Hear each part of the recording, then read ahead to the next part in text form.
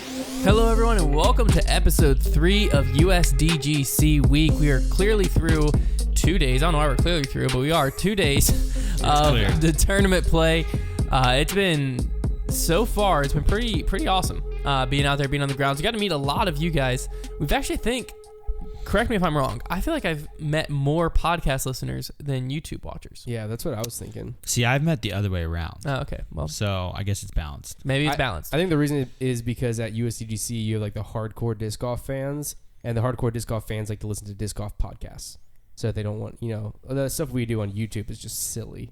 Yeah, that's just silly. That's just for silly people, silly gooses. But we love all those silly people. But with that being said, through 2 days, let's go ahead and throw it over to myself a few hours ago on the course and hear what all went down. And just like that, day 2 has officially come to a close out here at Throw Pink Women's Disc Golf Championship and the United States Disc Golf Championship. The weather yet again held off near perfect conditions. A little breezy towards the end of the day, and the women did have to play in a little bit more wind than normal, but we had maybe one hole of light drizzle. It still is not looking promising for the rest of the week, but it hasn't been looking promising this whole week. So fingers crossed it stays like this as we go into days 3 and 4. But boy, on both sides, did we have a lot of things shaken up on the leaderboard. Early in the round today, it looked like Paige Pierce was going to take a massive lead going into day 3, but towards the end of the round, hit the brakes a little bit. She took a double bogey on 15, another double bogey on hole 18. Unfortunately, Valerie Mandujano was not able to continue executing and pushing the gas. She's actually dropped down to 4th place, but Deanne Carey was able to shoot a solid 4 under par round today and has snuck up into 2nd place. So, going into round 3, Paige still only has that 5-stroke lead. Still pretty insurmountable considering it is Paige, but there's a lot that can go wrong out here. Players are going to have to make a move tomorrow if they want to challenge her for the championship. If she goes into round 4 with a 5-stroke or more lead, it's over. You might as well put that in the record books then. But if someone can cut that to 2 or 3, things get interesting. On the MPO side, some of the bigger name players really showed up to play today. We had Chris Dickerson shooting an 11 under par to put him at 17 under for the championship so far. He's sitting in the solo lead, 3 strokes clear of his next closest competitor, which is Ricky Wysocki and Terry Roethlisberger. Terry fell off a little bit today, shooting only 4 under, whereas Ricky was able to storm back with a 9 under par. Paul was looking good on a similar pace until he got to hole 17, threw 2 backhand drives into the same exact tree branch. Both fell OB. He ended up triple bogeying that hole. He's fallen off pace a little bit. And a familiar name to the USDGC, Martin Hendel, Canadian player, shot 8 down out here. He's made some runs in the past before. He's sitting at 13 under par. That's going to round out your lead card. But some other familiar names were making a push. We had Drew Gibson pop off a 9 under par, James Conner with a 7 under, Joel Freeman snuck up there, Bradley Williams, Simon Lizotte, Eagle McMahon, and Paul Macbeth all were able to push up and at least move up spots into that top 8 going into day 3 and day 4. Tomorrow, depending on what the conditions do, could be a big day where a lot more big-name players keep pushing to the top, but things are really starting to get interesting out here like they always seem to do. Let's throw it back over to the Prize Picks breakdown. And with that being said, let's jump right into the Prize Pick breakdown. Don't forget to go over to prizepicks.com and use code GRIP to get a 100% match on up to your first $100 deposit. So the first $100, you deposit $100 for the first time. Boom, use code GRIP, you get another $100. Now you're playing fantasy disc golf with $200. The Prize Pick is actually the first to offer daily fantasy disc golf. You pick 2 to 5 players and an over-under on their projections, which is right now their next round's score, and you can win up to 10x on any entries for USDGC week. If you pick alongside us, might not be the best idea, and it hits, you'll get a 25% bonus on the payout, meaning if you win $100, you'll be getting $125 just for picking the same things that Trevor and or I pick. Now, for the second day in a row, yesterday's picks didn't go so well. Maybe if I turn it into a song, it'll hide my pain. I like that little sting that you did there. It'll hide my pain. We're 0-2. Look, Nate Sexton, guaranteed pick for me. I was so positive, and yet here I am, negative. He ended up shooting a 65. I had him at the 61 under. Paige Pierce thought it was guaranteed, the 65.5 under. Even going into hole 18, it looked like there was a chance. And then, boom, rip my heart out and step on it with a double bogey. She's at 68. Paul Ulibarri, thank you. But also, I'm sorry because I took the over and it hit. 72. Yeah, it was a rough day. Holy smokes. And then the Brody Smith under, I was feeling confident. Shouldn't have been. He shot a 70 out there. So basically, Yuli was the only one that pulled through for me, and I'm kind of sad though because that means Yuli played bad. Yeah, it didn't go well for me either. I also had the Sexton under, miss. I had the Kona over, miss. I did get the Missy Gannon under and the Nico LaCastro under to both hit, and then I also missed the Brody Smith under. So you were closer than me. Yeah, I mean, I was 2 days in a row now. I think I was just one pick away from at least a win. So let me walk you through what I'm thinking for today's round. If you are being smart, you probably won't pick alongside me. But if you do... No, but you're due now. I am due now. We're And both also, due. I changed up the way... I changed up my picks, okay? Because the ones that I was feeling in my gut, I took the opposite of or just stayed away from. And I kind of just didn't think. So I think this is going to go better for me, except for the Yuli. Good sell. Yuli, back-to-back overs. Let's make it 3 in a row. Cakewalk. 3 in a row. Yuli over. They have him at 63 today. For today's round. So I took the Yuli over. It also looks, as of right now, like the weather's going to be pretty bad. And Missy Gannon has shot a 69 2 rounds in a row. They have her line at 69.5. So I took the Missy Gannon over, thinking the rain's going to play a factor there. Ricky is my pick to win, which means he's going to come out hot tomorrow. I saw him after the round today. He looked fired up. He looked ready to go. He looked very happy. So I took the Ricky under. He's got to get to a 58, which is 8 under par. Terrifying pick, but I'm not terrified to make it, so I did. And then Paige Pierce, 66. She's just got to get to 3 under par. Surely. Same thing I said yesterday. Here I am, fool's gold. Fool me once, shame on you. Fool me twice, shame on me.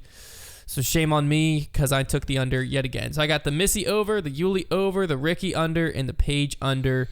And I did it as a 4-pick flex play. Yep. So if you're feeling that, there you go.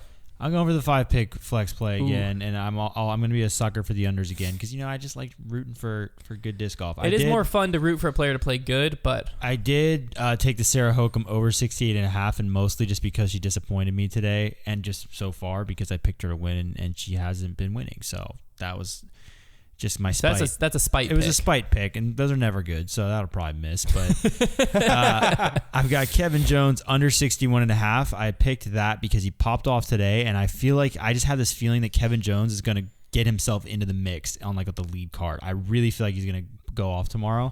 I've got Drew under 61.5 because I always believed he was capable of that. So when he didn't do it day one, I was kind of confused. But then today, back on track. He's probably going to be on SportsCenter. Momentum. So I got the under 61.5 there. I've got Paul under 58.5. I picked that one because Paul has to make a move tomorrow, and if he doesn't make a move, I'm already going to be sad. So then it'll just be double sad. We're just kind of working with the trend at that point. If you're already down, you might as well be down bad. Right. You know what I mean? Just kick me in the ribs. I'm already down. And then I also have the Paige Pierce under. I feel like that is kind of my lock, honestly. I really like that Paige Pierce. I don't like under. when we call something a lock It's a anymore. lock. I don't like when we call stuff locks around here anymore. I will say the picks that I made on debate night for the finishing places, looking pretty good so far. Yeah, mine's not because Calvin Heimberg has I forgot. You did Calvin Heimberg. Heimberg just forgot how to play disc golf, apparently. I don't know what's going on. Yeah, it's not looking too good. Let's jump into our next segment, new segment for this week, the electric moment of the day, where we kind of... That was the... Nice. Okay. I like that. Lightning strike. Electric moment of the day, which basically gives us a chance to tell you the highlight of our day. Yeah. So, Connor, yet again, Trevor and I have been talking. What's your electric moment of the day? My electric moment of the day is very theatrical. Oh, yeah. What happened was we were on hole 9 following Paul's card. Paul Macbeth, that is. Paul Macbeth, okay. And do you know him? I know of him. I work closely with him. When was the episode we did that joke? I don't know what you're talking about. The like name drop joke. That was just like a few days ago, the Drew Gibson thing. That feels like an eternity ago. That was All right, literally yesterday. Was it yesterday? It was yesterday's Holy podcast. crap. Okay, so yes, we know Paul fairly well. I know Paul fairly well. I've been to his house. But oh my God. So just to let everybody know. What's his address? Yeah. So his social security card number is anyway. So he throws a shot on hole 9. It's very good. Very good. All but parks it. It's like 20 feet. Hunter was there. I don't know saw why I'm looking at it so I saw a lot intensely. of disappointing shots on hole 9 today. I'm glad you got to see something. The only disappointing we saw thing the to me about disappointing shots on 9 with you as well. My goodness. We were there. The most disappointing thing about hole 9 is that nobody's hit the mozzarella sticks yet. And I that know. hurts my heart. I want to see it so bad. Anyway, so Paul all but parks the hole. He turns around. He double finger guns me. Like double finger guns. I thought you said Drew did that. It was Paul. It was Paul. That's way Paul. cooler. It was Yeah, Paul. Paul double finger guns me, proceeds to blow them off and holster them while still making eye contact with me. And I just hit him with a thumbs up. Did y'all have did he have some kind of bet or what? Or you just I think he was just looking in that direction and just started finger gunning. That's pretty cool. And Hunter was looking down at his phone, so there I was to receive I was tweeting. I know that felt away. good. Yeah, it felt good. I liked it. It was electric. You could say it was electric. Okay. Well, my electric moment is more of electric in the sense you're caught out in an electrical storm and you're just terrified that you're going to get in the way of it. And that was pretty much the Nico Castro just antics all day long. This guy, let me tell you, he is something else. He is something else, man. He throws a bad shot and he just gets really frustrated with himself. And I thought everybody knows that, right? You're yeah, duh, it's Nico. But you don't really know until you follow him closely and just see that he is fighting a battle. I literally watched him throw a bad drive on 12 and he was he was starting to get frustrated, and then he just kind of said to everything is to himself. He's not being really disrespectful to any other players. He doesn't direct it towards any players. He was really kind to the other players. Yeah, he was very nice to other players, but he to himself goes, no, you suck, you just suck, deal with it. You know what? Same. He talked himself down, but the most electric moment was just suck, deal with it. That was pretty electric. Well, actually, no, two more electric moments. One was when he threw a shot toward it was hole 10. He was going for the eagle and it clipped a branch and is basically landing short in a pile of geese, and he yells heads up as if that is gonna do anything, and I was just staring what just happened. And so I don't think he hit any of the geese, but they all flew away. That's but funny. He yelled heads up as if he was worried somebody was gonna get hit. And most electric moment was after hole 14. I think he threw a pretty bad. He yanked a putter on that hole. It was inbounds, but way right. And that's the hole where he said the whole thing about you suck, just deal with it. It was nice. 14, and he gets to 15 and he sits under a tree all by himself, just leaned up against it. And I almost thought to myself, he looks so at home under that tree that I'm I think he sits at that tree every year. He must. It must be home to him. And then he's kind of muttering to himself over there, and eventually walks up near us and takes his umbrella and just stabs it into the ground 10 times, just so hard and so violently, trying to get it to stick in. And keep in mind, this umbrella just kind of has a plastic end to it. It's not meant to, and the ground isn't really that soft. So after 10 attempts, he finally does it one more time and just falls over. And he just leaves it there. And yeah, you want to talk about entertainment value. That guy, it's off the charts. He just walks around and you just feel it in the air. Anything could happen at any time. It was great. That's awesome. Did you happen to whip out the stopwatch on any of his putts? I saw a lot of people asking you for it on Twitter. No, okay, first of all, everybody on Twitter was arguing about Nico and making so many Nico takes forever joke. I think, here's what I think is happening. I think Nico, what I notice at least, is that Nico just uses his 30 seconds every single putt. Throws, he takes a pretty normal amount of time. Putts, I think he just, I was kind of counting in my head a few times, and he was pretty much right on 30 seconds at the longest. So I think what happens is most pros take 5 to 10 seconds to just line up their putt and make they're not taking a long time, and he just every single time uses his full 30 seconds. There was not one time though that I was oh my gosh, it's been a minute and a half and he hasn't thrown his putt. So I think that's kind of, and at the end of the day, it wasn't really that big of a deal. It's not like we were playing slow. Yeah. So I think there's a bit of an overreaction there. I think there may be circumstances, because I do think the reason he takes a long time is because I think he has a little bit of trouble pulling the trigger. It's not just it's a routine. It's him psyching himself up to putt. So I think that's why there are probably circumstances where he takes a long time, because it's not like he's trying to. He just can't pull the trigger. Yeah, he just needs to get himself ready to putt it. Right. That makes sense. My electric moment of the day came when Connor and I were sitting watching, I think it was Brody's card. Yeah, we were watching Brody's card tee off on hole 8, but they were waiting. And so we're sitting on the hillside next to 8 with was 7. that Brody's card? Because Trevor was there. Trevor was there. That's right. Didn't see it. That's right. And I start hearing the crowd starts to get to a little louder behind me. So I immediately whip my head around just in time to catch an orange disc fly through the Mando into the bucket on hole 7. It barely caught, too. For the ace. Yeah, it was electric. So it was the Drew Gibson ace on hole 7. If you haven't seen it, there was several different angles of it that got captured.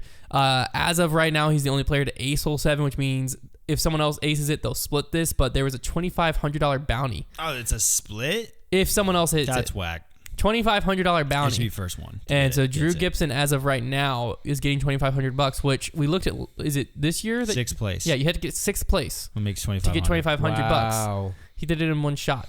Wow. So that was definitely entertaining. I wish I could have seen the entire shot in person. I wish I could find about it 60 angles on Drew Gibson's Instagram I've seen story. it. I've seen it many times on camera, but like I only got to see maybe the last 80 feet of the flight. I didn't turn around until after I heard it hit the chains. Same. I barely I just kind of like as I was turning my head, like caught the disc coming through the Mando and going on in. the other side of the hill. And I think I literally just said, Birdie "Oh wow, almost he aced it." And I looked down and typed Drew Gibson just ace hole 7. You know what's crazy is Brody like flashed the basket on 7. Yeah, that was and crazy. then immediately after, somebody chained out on 16 right on the other side of the road, and then the Drew ace happened. So it was like there was almost. And I heard 3. Thomas Gilbert. I didn't get to see this, but Evan Bamford, one of the guys we played in the Bogey Rose battle, we ran into him. Oh yeah, he was following the Thomas Gilbert card. Thomas Gilbert threw bad drive, second shot OB on 12, then threw in from the drop zone. Oh wow! Yeah, it's like 370 feet, and allegedly. He said that Simon Lizotte, and then Simon Lizotte threw his drive OB on 5 and went for the island on 5 from like 600 feet away, made it, and then made his birdie putt. Oh, I've got to see that. I don't know. I think he said he carried the water for like 570 feet or something. I've got to I didn't get to see that. Somebody, I only heard. Somebody's got to have that. I heard a secondary story of that happening. If anybody can track down that footage, please. I need to see that. He said that he was so far back where his drive went out of bounds and just went for that. That's a man who's just done with it. There was a helping tailwind, but still, that is crazy. Yeah, and saved the birdie on 5. I was like, how did I not see that? Like, I'm so upset that I'm here and didn't get to witness Somebody's that. Somebody's got to have that on their phone. I'm definitely going to watch it tomorrow because tomorrow's card, we got Paul McBeth, Eagle McMahon. This isn't the lead card. This is just like middle of the pack. Third card, maybe? Paul McBeth, Eagle McMahon, Nate Sexton, and Simon Lizotte. Wow, what an exciting card. Did you not know that yet? No, I didn't know that. Yeah, isn't that exciting? That is fun awesome. Card. Yeah. I bet you right now I would. fun, Brody Tracker. Well, what time does that card? Like, I might catch half their round. I don't know. Does it have round 3? That is going to be electric. Their card probably goes off at like 2 something, and Brody's card's like it's spinning. I'll tell you in a second. It'll be. I'll see like half. You'll be able to get there for part of it. Yeah. I would almost be willing to bet that the winner probably comes off of this card. So you don't think Ricky's gonna win? That might be a good take. That's totally just play the odds take. There's 4 like superstars on one card, and they're near the top. I still think Dickerson's gonna win. Yeah, it's the third card. I mean, that whole section's gonna be sick. So yeah, it's the Nate, Paul, Eagle, Simon. The next card up is Bradley Williams, Joel Freeman, James Conrad, and Drew Gibson. And the lead cards Martin Hindle, Terry Roethlisberger, Ricky, and Chris. Shout out! What a ridiculous tournament! I'm gonna say that the Simon, Eagle, Paul, Nate card has the biggest gallery. Oh, there's no way. Yeah, there's no way it doesn't. Yeah, easily. I'm so excited to watch that card. Just listen to the 2 cards that are ahead of Paul, Simon, Eagle, and who was the other person? Nate. And Nate Sexton. Those cards that are ahead of them. This is the most ridiculous tournament of the year. It's ridiculous. I'm excited to see Bradley Williams in the mix too. Yeah, that's cool. That's crazy. And Martin Hindle, he popped off a few years ago. Did Bradley Williams always have a crush forehand? No, but he was throwing it far today. Oh my gosh! On hole 5, he teed off, and it went so far. Yeah, it was crazy. Interesting. I'm trying to think he was on Drew's card. He was near where Drew's backhand buzz was landing. Yes. On hole 5. It was like flat to hyzer. It was the furthest forehand throw I'd seen on that hole. I think it was pretty crazy. Interesting. But day 1, I think I said it a little bit in the recap. Surprising to see the weather hold off tomorrow, or I guess technically today when you're listening to this. Not looking like that's going to happen. I definitely want it. I'm okay with if Saturday is like decent. I'm okay with tomorrow being an ugly day. It seems like there's a chance of thunderstorms. Hopefully the thunderstorm part holds off, but that would not be cool. It looks like there's 60 to 80% chance of rain basically all day. I'm down for like an ugly day to where like we see what these guys are made of. Yeah. And things just get shaken up even more. It's definitely going to be interesting. It's like every time there's a round, you just basically roll the dice and who knows what's going to happen. The other thing that was surprising to me is we were walking with the Throw Pink Women's Championship card this morning. Initially, Paige Pierce, she was cracking a little bit. Valerie Mandujano was popping off, now, right? Man. She should be in it. And then hole 7, Paige missed the Mando completely. Literally walked all the way back to the like road on 7, put a towel over her head, and was just like out of it. And I'm sitting there watching it, going, like Valerie was stepping up. I'm like, if Val hits this and parks it, like that is a huge momentum shift in Val's favor. I was literally tweeting it. I just typed Valerie's name into my tweet. Hunter is cursed. I think I am. My Twitter needs to stop. Hunter is the curse. I typed Valerie's name into my Twitter. Boom, pulls it, misses the Mando. And so then she also took a 4, and Valerie just never was able to kind of get back into it. Paige at one point in this round was up 8 strokes. Yeah, Paige is keeping people around because of that final stretch, taking the double at 2 doubles. Yeah. But here's the thing that's crazy though. Deanne Carey and Heather Young are in 2nd and 3rd, next 2 closest. Neither of them are big power throwers. Well, they're keeping it at the disc and bounce. Yeah, they're just keeping their disc and bounce. We watched Heather for a while, and she just kind of plays smart. Yeah. She just isn't taking many risks. But that's the biggest thing is like Paige is getting so much farther down on a lot of these holes. Like we watched them play hole 13 today, right? We watched like 3 cards come through. Connor and I did on hole 13. Were you there too? No, 13? You had already left. No, I watched a few cards come on 13. And so they're coming through on 13, and so many of them were in great spots to go for the green. Yeah. But I think it would have been at like the edge of their distance, and so they just didn't do it. But then Haley King went for it, and Paige went for it, and it was just surprising though because you would see them like in insanely like just hyzer shots from like 280, and they threw a layup around just because they were scared of having to push that much distance over OB the whole time. So stuff like that, I think, it makes it hard for me to picture anyone else winning because the other players I think could push Paige similarly are at least 7 or 8 strokes behind her. Maybe even more, depending on who you're looking at. So I'm not 100% confident to say Paige has locked it down because a lot can happen tomorrow. But if she goes into the 4th round with a 5-stroke or more lead, it's over. Yeah. Pretty straightforward. I wouldn't say 5 strokes is safe. You can collapse very quickly. I wouldn't say 5. I would say anything more than 5, and it's probably getting to that point. Yeah. We'll have to. We'll see what happens tomorrow. If she pulls ahead, then game over. Yeah, it depends too if she's able to like play well tomorrow and gain momentum. Yeah. So let's just talk through my Twitter curse here. Okay, I'm gonna go to my Twitter. I'm gonna go to my Twitter. You should start. You know what you should start doing is like anytime you start typing in something and you curse it, you should just save the draft so you just scroll through and see how many times. No, that's only happened like twice. My phone just broke. So then that's only happened what twice. Are we saying I'm then? Tweeting stuff, and then the player is just like making whatever I say is gone. Tweets, yeah. Let me just scroll down here. Okay. Just trying to find. It's a tough scene if you can't find any examples. Oh no, I know at least one. I know at least 3. Okay, well, you can think of 3. Well, I can think of 3 times that it happened. I can't think of exactly what it was, though. Well, the one was the Valerie. I was typing that. Valerie, and then the other one was Terry. I was with you when there was one. Yeah, you were with us, and then there's Terry. Terry Roethlisberger yesterday. I tweeted his 7 for 7, and then he just kind of fell off after that. He only shot 3 under after that. That's not a full curse. But you said you literally just like tweeted about how he was like doing well or whatever, and as soon as you finished tweeting it, he got an 8 on the next hole. Oh, that's true. That's right. I forgot about that. Yeah, so I said Paige is even through 2. Valerie's taking advantage. Lead is down to 3 early in the round. And then next hole, Valerie barely gets over the edge. Stay 3 behind. And then I tweeted about the momentum killer right after that because then Valerie just messed up. So I put 2 tweets out about Val's round starting early. Messed up. You need to stop doing that there. Because then my next hole was unfortunate hole for Valerie. After that double bogey, Paige is now 8-stroke clear of the field.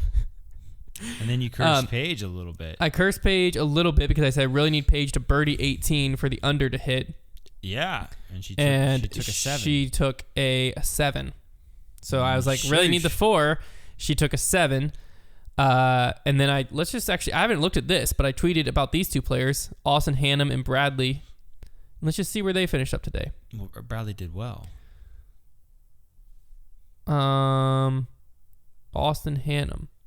Okay, I didn't curse him. He was 7 down through 12, finished 8 under. I don't know where Bradley Oberholzer.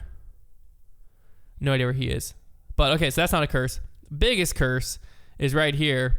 I tweeted a scorecard of Andrew Marweed, 6 down through 10. And I said, the Cookie Monster is putting himself in the mix. I'm going to have to search his name. No, he's right here. He ended up finishing even because I sent that on hole 10. Hole 11, he parred. Hole 12, he quadruple bogeyed. Hole 13, he bogeyed. Hole 14, he double bogeyed. Yeah, that speaks for itself. So the proof's in the pudding. If you have anyone that you really don't want to Can we talk about how Garrett Gerthy took a 9 today? I didn't even see that. Yeah, he took a 9 on hole 10? 11. No, it is 10. He took a 9. How did he take a 9 on 10? That drop zone shot. Yeah, he must have struggled on the drop zone shot. Oh. And he still shot under par. Nice. With a 9 on 10. That is ridiculous. You hate to do that. Oh my gosh. He should be in it right now. He should literally be in it right now. Yeah. I hate that. That's brutal. All right, so going into the rest of the tournament, we have Chris Dickerson in the lead, 3-stroke clear of the field, Ricky, Terry, but there is a whole slew of players that are still in this thing. Yeah, there's a ton. Sitting right now, who's taking down the tournament? I'm sticking with my original pick, and that's Dickerson. I think Dickerson? I think Dickerson separates tomorrow if there's bad weather, and then I think he just has to hold on round 4, and he can do that. He's proven it. So I'm sticking with my original pick. I think Ricky's going to continue pushing. I saw him at his booth after today. He looked hungry. He looked ready. I definitely think Paul is going to get himself in the mix. I hope so, man. I don't think he is. I would love to see Paul win. I think he shoots another 5 under. But he struggled on 17 today for no reason. He was at one point he was in the solo lead, but regardless, that's not really he was the doing point. Really good. It was until 17. I do think Chris is going to kind of stay in the mix. I think Chris is going to end up in 4th place for this tournament. I think Ricky's going to win. I think Paul's going to come in about 2nd. And Terry Roethlisberger, I'm changing it. I said top 20. I think he's going to finish top 10 now. Okay. He's 14 down through 2 rounds. I think he'll shoot another couple under tomorrow. I think he's going to slowly trickle down the leaderboard, if that makes sense. Okay. So he went 10, 4. Now I think he'll probably shoot like 3 to 4 under tomorrow, unless weather's really bad. He'll shoot a few off the pace every day, to where he's like just slowly drops down and ends up in like 8th, 9th place, something like that. That's what I think's gonna happen, which will still be a great finish for Terry. That's no solace for him. On the bright side, tomorrow the wind looks calm. The wind today also said it was calm, but towards the afternoon it did pick up a little bit. It wasn't bad though. The wind has still not been like to the point where you're like, oh my gosh, this could do anything. That is correct. The wind's been enough to make players know it's there and think about it, but it hasn't been enough to truly affect shots. I haven't seen a shot where I'm like, that's just on the wind right there. It's more so like the wind was in your head. Yeah, the wind makes players adjust their shot, their putt, whatever, and then over adjust or something and mess up. One final thing that starts today, this morning, is the Dean's Cup. You might be wondering, what is the Dean's Cup? So let's actually throw it over to Trevor, who will give you an explanation of what the Dean's Cup is and actually interview 2 of the teams who are going to be playing in today's matchups. So we're out here at the scene of USDGC at Winthrop Gold, but a lot of people don't know there's actually another event going on this weekend, one that is very close to my heart, and that is the Dean's Cup. So a lot of you probably haven't heard of it, but the Dean's Cup is an invite-only collegiate doubles tournament where teams are invited from across the country, typically some of the better teams in the country. This year I believe there's been 4 invited, and they're going to have a chance to come out here and compete in an awesome event. It's not a super, high-stakes event. It's kind of mostly for team pride, but it's a very special event because you get a chance to play a course that the pros are out here playing right now. There's a lot of cool things set up, and you get to feel a part of USDGC kind of during your college years and get a taste of what it could be if you get to compete in that event later on.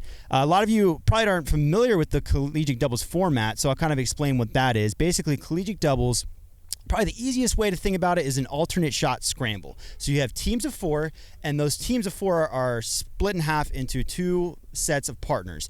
Each set of partners will take odds or evens for the tees. So if me and my partner were taking, hole 1, next team would take hole 2.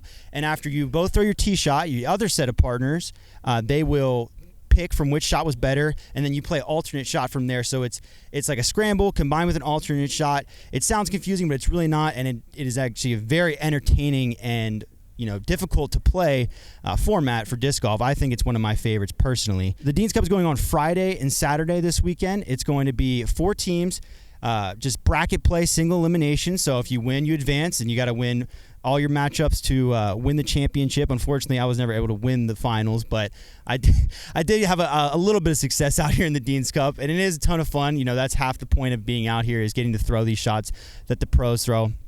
So yeah, if you are keeping up with our social media, we'll be following the Dean's Cup and trying to give you some insight into that event and kind of highlight a really cool event that gets overshadowed by the USDGC, but I think deserves a little more credit for such a cool opportunity.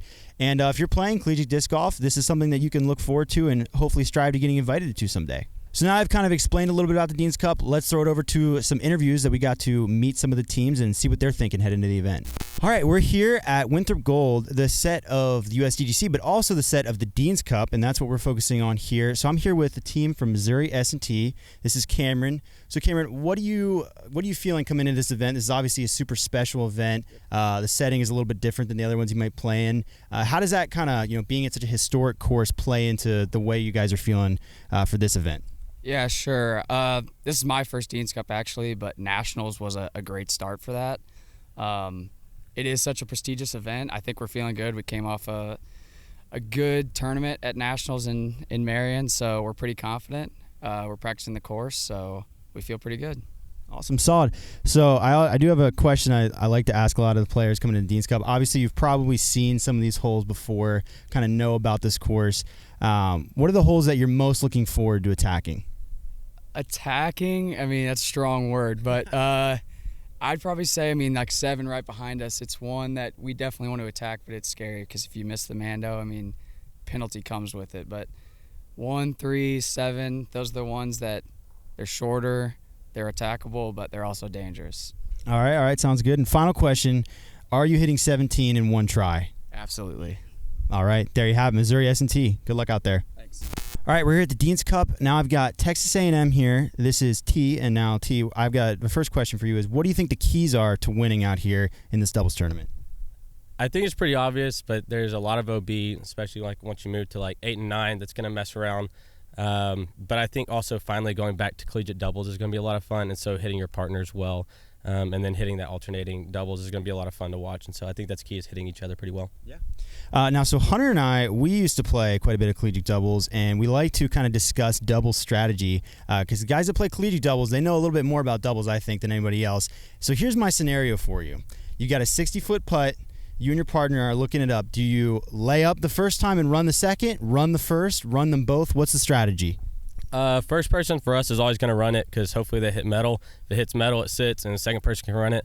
But if they're like me, they're probably going to miss it real bad, and so second person will have to lay up. That is the correct answer. We go back and forth on that with people, but it's always run it first, see what happens. So what hole are you most looking forward to playing out here? I think there's a lot of fun holes. I think me and my partner are taking evens, and so I'm really excited to attack 10. I know if Hunter can get it, I could probably get it. No, I'm just messing. But I think that's going to be attackable. And then this guy behind me, he can ace just about anything. And so he's taken like a hole 1, a hole 3. And so I'm excited to see what he can do on those holes. All right. And then final question, same as them. Are you going to get 17 in one try? Yeah. All right. Very confident. Oh, okay. Very confident. Well, this is Texas A&M. Good luck out there, guys. So definitely an exciting time for these 4 collegiate teams. Follow us along on Instagram today. We're going to be getting some of their shots up on Instagram, as well as Trevor's going to be doing kind of check-ins, letting you know what's going down, what's happening. They might be able to tee off before the rain and stuff gets too bad. But it's just a fun event, and it's a true honor to be a part of as a collegiate team. So these 4 teams that are here, they all are going to be playing kind of with a chip on their shoulder because, like you had said in the pre part of that, it is just for school pride. Yeah. It doesn't go on your record for the year. Doesn't play anything for your rank at It's a nationals. good confidence builder. It's just that, you know, you showed up and you won Dean's Cup. You did it at Winthrop Gold. It's definitely a good confidence builder, and it's a good, like, bragging right. Well, yeah, and if you're anybody but Georgia, you have a chance to beat the national champ early in the season. So Yeah. it's a good place to see where you're at. Yeah, so it definitely is something interesting and fun to keep an eye on, and it's awesome, I think, that Innova allows them to continue to do that. We got to play in it a few times, and it was some of the best memories of my collegiate disc golf It's in a great time. career. It's a just, great time. yeah, it's awesome. So we'll be out there bright and early. I think they tee off at 7:40 and 7:50.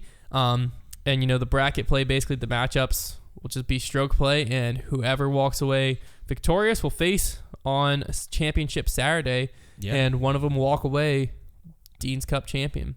Yep. So hopefully you've enjoyed this segment. Hopefully you also enjoyed the coverage of college disc golf, get a little bit of a glimpse into that world as the season continues to roll on.